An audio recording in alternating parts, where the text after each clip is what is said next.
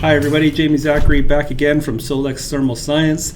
Thank you for joining us as we present another episode of The Exchange, an online video series that we created in order to create a bit of a dialogue with industry professionals around the world who are focused in the industries that we tend to operate in.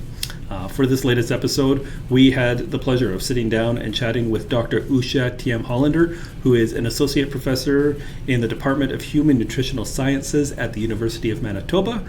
We actually met Usha through the American Oil Chemist Society, where she is currently serving as vice chairperson for the processing division.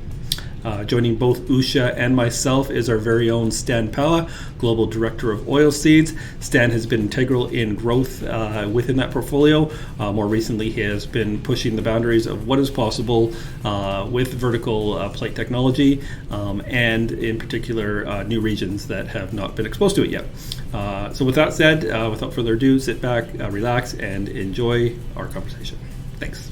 We kind of live in the same world, but also on the two sides of barricade almost. It's very almost exciting. So Usha, Yes. you have shared with us some research that you're working on. Let me take a backseat. Tell me a little bit more about what you're working on right now. We are working on polyphenols, investigating the naturally occurring polyphenols, and they offer a substantial benefit, a bit of on dealing with the oxidative deterioration in foods by reducing the toxic free radicals and reactive oxygen species. These polyphenols exert antioxidant action based on their structures.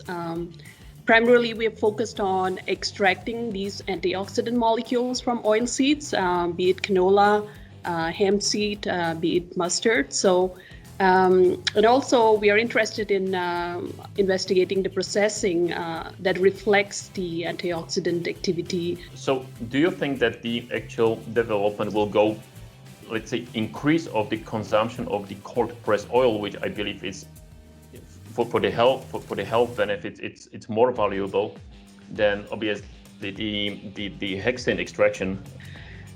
When I started my research roughly about 15 years ago, or maybe 20 years ago, when I started my PhD research, so when we went to the market, we could rarely see some of these cold pressed oil. So when we talked about cold pressed oil, usually I was asked, what kind of cold pressed oil are you talking about? Because consumers were only aware of cold pressed oils and related it to the olive oil, right? So now 15, 20 years down the road, when we talk about cold pressed oil or native oil, it is just not the olive oil. We have a variety of other oils, right? Native rapeseed oil, native cold pressed canola oil, other cold pressed maybe hemp seed oil, for instance. So in the supermarket, if you go around as you're raising, we see a variety of other oilseed products or lipids, right? So that is commonly embraced by the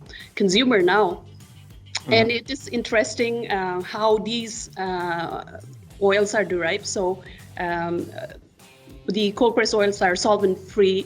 They are extracted solvent free. So it's an entirely different technique than deriving those refined canola oil as compared to the cold pressed virgin oil or cold pressed oil.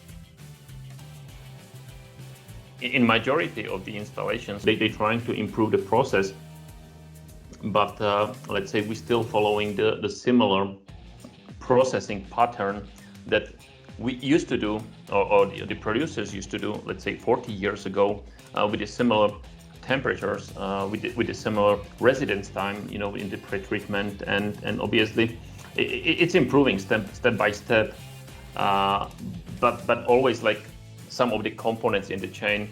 So, and it doesn't allow to completely change that technology that would allow that kind of new processing methods to get to the better results in terms of what you are trying to explain in the value of the oils. If we get out of the hexane-based or maybe solvent-based pressing, how is it? What are the potential processes that we can use as opposed to solvent pressing. So generally, we know that there is a lot of discussion around this topic. Heat exchangers, I'm very interested to understand if we use these heat exchangers instead of any other product, what impact I will have based on that. So if I was using a heat exchanger at a certain specific temperature or a different platform, how is it going to affect the mustard or maybe the hemp seed or maybe the canola pressing or refining? So I'm very interested. Maybe I'll step in there. I just want to ask maybe Stan you a question. I know we've been limited on our ability to travel and actually interact face to face with many of our customers. Are you able to share anything that perhaps you've been hearing from your customers as it relates to some of the challenges that they're facing? Obviously, we have cheaper gas nowadays, and because there is less demand, so the consumption went down globally, and that kind of led to lower prices on the market, and many of our projects are kind of energy or waste energy utilization driven. And obviously, if there is a lower price of natural gas, that is the main component in the processing. Obviously, that kind of is pushing off the some of the projects. Unfortunately, some governments are not kind of supporting some of the projects and enough, and we can see that it's mostly like companies itself driven to achieve, let's say, better processing margins. On the other hand, if now we have lower natural gas, then we get into the situations that some of the projects will not go for some time ahead.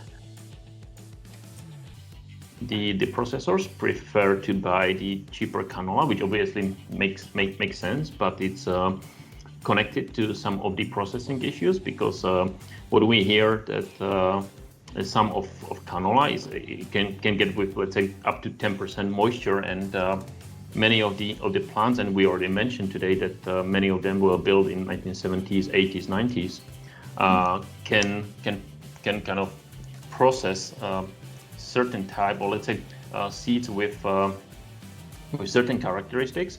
Usually it was a lower moisture inside the seeds. So obviously with the higher moisture, they getting into the issues, especially with the quality of meal and of oil. If the residual moisture after the preparation is higher than usually, obviously they running into the issues, or they facing the situation that they have to reduce the production capacity in order that the existing equipment can process let's say the seeds to the expectations with the physical with the parameters, with the moisture level and the temperature. If people who are watching this want to follow along with what's new in your world as it relates to the work being done in the AOCS processing division, or perhaps the research that you're doing over at the University of Manitoba, where can we point them to? I usually present our results, our findings at the EOCS meeting. It's a very good platform to share and follow what is new and what is upcoming and what direction we are going in the next few years.